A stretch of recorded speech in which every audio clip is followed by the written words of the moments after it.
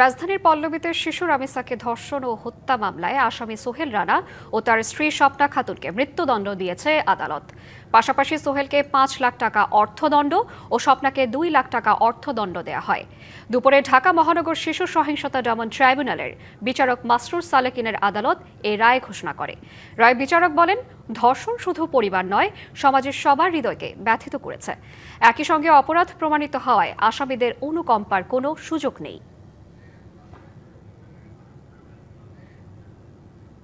শিশু রামিসা ধর্ষণ ও হত্যার রায় নিয়ে কথা বলতে আমাদের সঙ্গে যুক্ত হচ্ছেন সুপ্রিম কোর্টের আইনজীবী ইশরাত হাসান।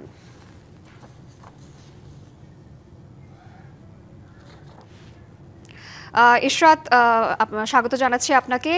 খুব দ্রুততম সময়ে এ মামলার রায় হলো। রায় ঘোষণার সময় আদালত কিছু পর্যবেক্ষণ দিয়েছে, এটিকে আপনি কিভাবে দেখছেন এবং পর্যবেক্ষণগুলো কি কি আমাদের একটু জানাবেন।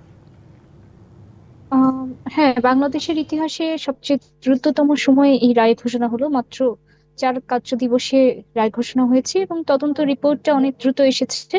এবং সর্বোপরি আমাদের নারী শিশু নির্যাতন দমন আইনে রয়েছে যে 15 কার্য দিবসের মধ্যে আসামি সরাসরি হাতে নাতে ধরা পড়লে 15 কার্য দিবসের মধ্যে তদন্ত রিপোর্ট দিতে হবে। সেই ক্ষেত্রে এখানে তদন্ত রিপোর্ট অনেক ফাস্ট এসেছে এবং তদন্ত রিপোর্ট দেওয়ার ক্ষেত্রে একটা বাধা থাকে, সেটা হচ্ছে মেডিকেল রিপোর্ট, ডিএনএ রিপোর্ট, এগুলো আসতেই 4 মাস 5 মাস করে সময় চলে যায়। রামিসা হত্যা মামলায় যেহেতু সরকার অনেক সক্রিয় ছিল, সেই কারণে এই রিপোর্টগুলো একদিনের মধ্যে দিয়ে দেওয়া সম্ভব হয়েছে এবং তদন্ত রিপোর্ট দ্রুততম সময়ে চার্জশিটটা এসেছে।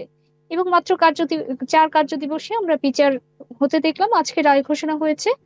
রায়ে আদালত দুজন আসামিকেই, অর্থাৎ সোহেল এবং তার স্ত্রী দুইজনকেই মৃত্যুদণ্ড দিয়েছে, সাথে অর্থদণ্ড দিয়েছে। আসামি সোহেলকে 5 লক্ষ টাকা এবং আসামি স্বপ্না অর্থাৎ সোহেলের স্ত্রীকে 2 লক্ষ টাকা। এখানে অনেকেরই প্রশ্ন থেকে যায় যে তাহলে স্বপ্না কি আসলে ওই সরাসরি হত্যা বা রেপে তার সহযোগিতা কতটুকু?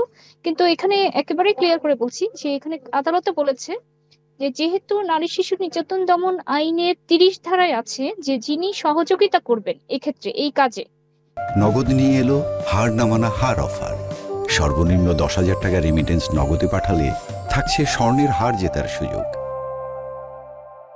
তিনি যদি রেপ নাও করে থাকেন, তিনি যদি সরাসরি মার্ডার নিজের হাতে নাও করে থাকেন, যার যার যার সহযোগিতায় হবে তারা একই শাস্তি পাওয়ার হকদার।